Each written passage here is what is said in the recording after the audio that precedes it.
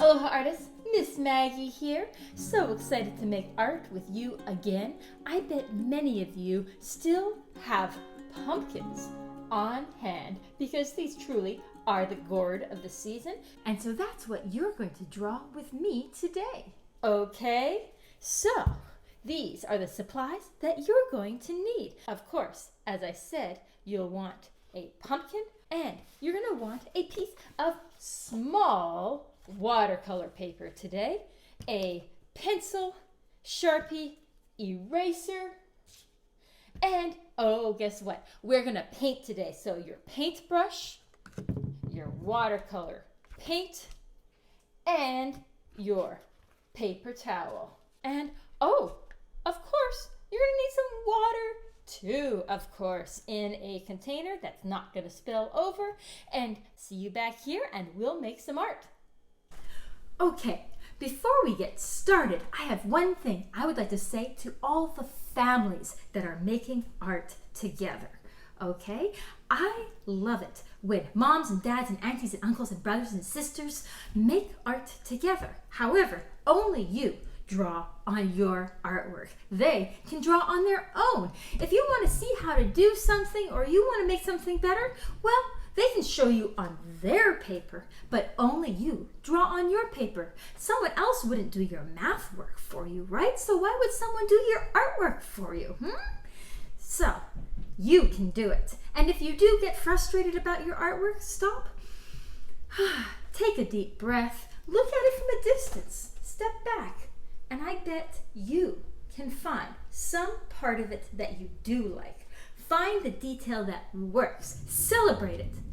And then you can look closely and find what part do you want to fix. Okay? Maybe there's a part of the video you could watch again.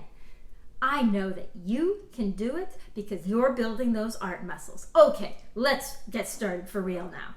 So today we are going to do still lives. That is when you take an object and you look at that real object and you draw exactly what you're seeing. It's kind of like what we did with the leaves before. So for the pumpkin, I'm going to look and see, oh, the stem is a little bit broken there, and I'm looking at that shape, and I'm noticing that there were all these lines coming down from the center, and then those lines disappear when I look underneath. Now, an interesting thing is that when I have this under the camera, you're seeing it from the top. But when I look at it from my eyes, or when you look at it through this camera, it looks different, doesn't it? It's from a different angle. So I'm going to be drawing this from what my eyes see, what the lines are doing. Not what I think they're doing, but what they're really doing. I want to draw it at least the same size, if not bigger. I'm going to start with the stem. That stem, I see mine has a little bit of a curve to it.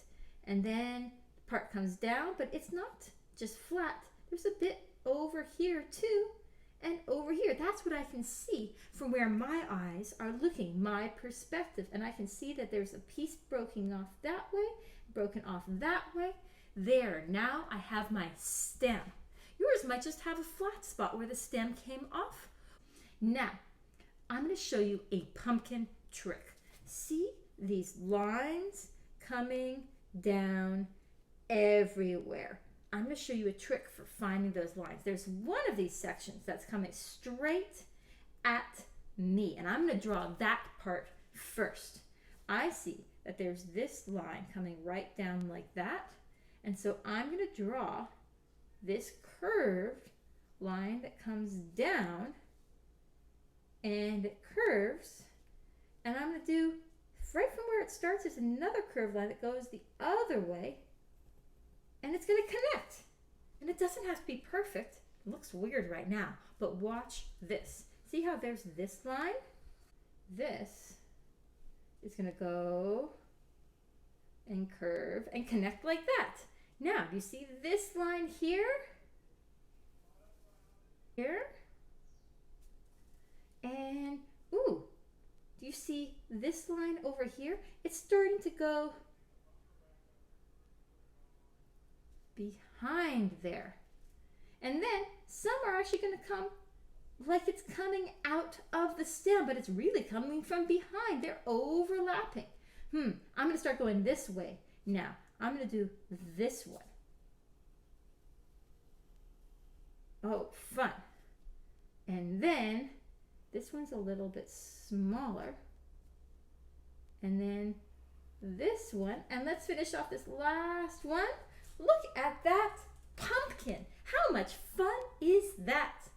While I Sharpie mine, you Sharpie yours, and then we'll erase and we'll paint together. Sound good?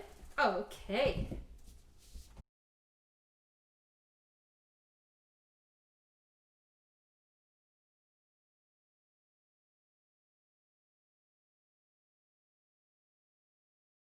And you can paint your pumpkin with me.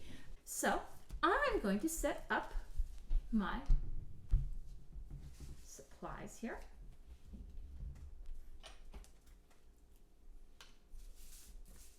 Now, let's look at what colors are in your fruit or vegetable, because we are going to look as closely at the colors as we were at the lines. I noticed that my pumpkin is orange, but it's kind of a yellow orange, isn't it? And there's little bits of green, and there's a beige kind of tan color on the stem. And even if I look at the orange, some parts are lighter and some parts are darker. I actually noticed that there's a shadow underneath, and that affects the color of the orange. So let's do some mixing in our palette before we start on our artwork. And so I'm going to mix some colors in here. First, I have my orange, and ooh, my orange was a little bit dirty. And so I'm going to take my napkin, it's the corner of it, and go like that and clean up that color too, because it was a little dirty. So I'm going to take some orange and put it here, but I can tell that's not the same color, is it? Look closely and see what you notice. Maybe if I take some yellow, because that's definitely a yellow orange. If I take the yellow and I mix them together, see how I didn't mix all of it together? I let a little bit of that orange come into the yellow. I like that. I'm going to test it down here in the corner of my paper. That's pretty good. Let me try that one more time. I felt like my yellow was a little dirty. Take a little orange. Ooh, that might work. Now, watch this. I'm going to take more water and add to that color. And now what does it look like? I think we have all those colors in here. And even some yellow, green. I'm going to take some yellow and a little bit of green. And look, that's the color from there. So down there in my very corner, I did some tiny little color checks. And there's that darker orange too. Ooh, I think those are going to work great. And so I'm going to take each section of my pumpkin and do each section on its own. So this first one that's looking right at me, I see that that one is yellowy at the top. Maybe it has some actual yellow. And then it starts to go orange. And maybe it's even more orange. But I also wash my brush, dry my brush when I'm switching colors. It also has some yellow over here.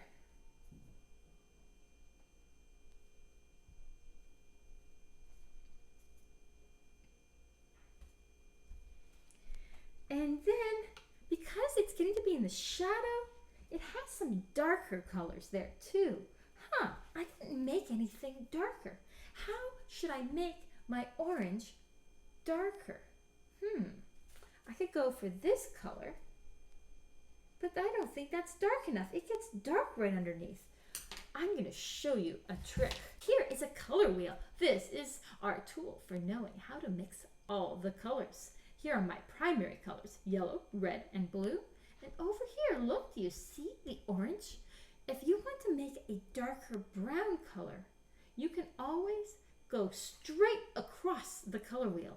And those two colors together will make a brown. So orange and blue. But blue is really strong, so let's just do a touch of blue. So let's try this. I've got my orange here. And I know I got brown down there, but let's try this. I'm going to take blue. Oops. Blue. Right there. See, not a lot of blue. And I'm going to mix it in.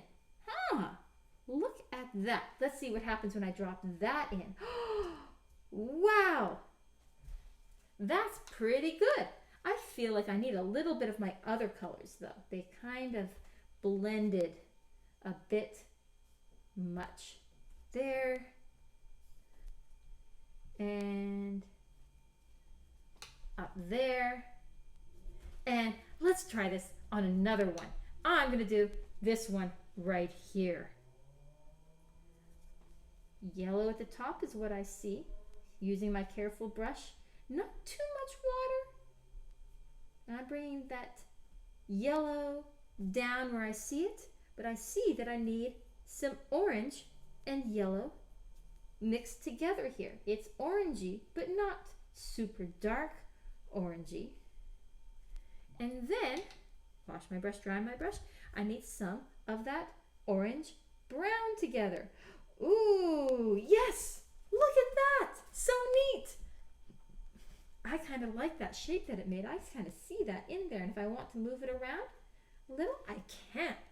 Oh, I moved my pumpkin around too. Don't do that. Okay, next one. Then keep on going. Yellow. And then orange. And then, how did I make that orange brown again? Orange and a little blue. A little blue. And you're going to get an interesting brown. Shh, stop moving. Oh, nice. Oop, went up where I didn't want it. If that happens, I go down and up with my napkin. And oh, look, it made a highlight. I see some spots where the light is shining on my pumpkin. Ooh, I'm going to do a little bit of that. Nice. So, if your fruit or vegetable is a different color, then how you make a brown might be using a different mix. Let's look at the color wheel again. If your fruit or vegetable is green, maybe you had red. Or if you're red, a tiny bit of green could make that shadow on the tomato, right? Those are some neat ideas. Okay, gonna keep on going, keep on pumpkining.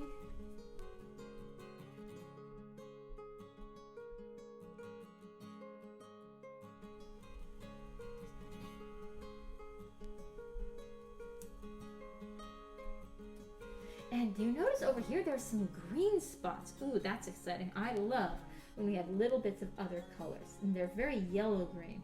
So I'm going to drop that yellow in.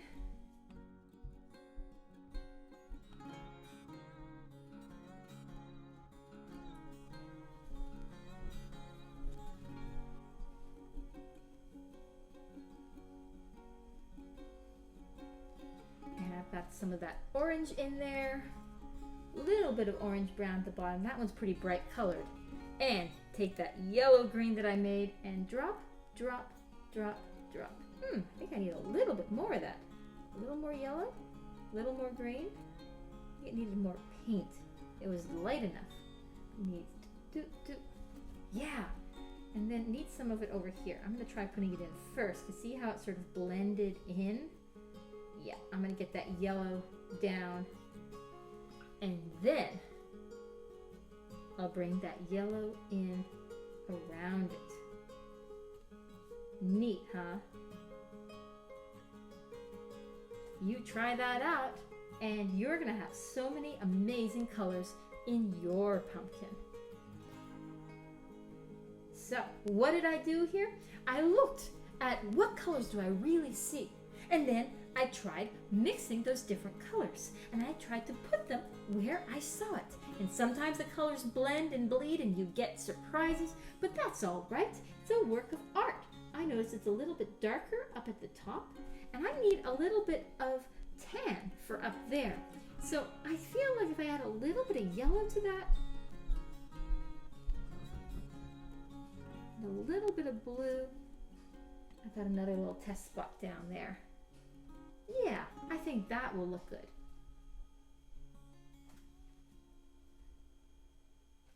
And maybe a little bit more blue there.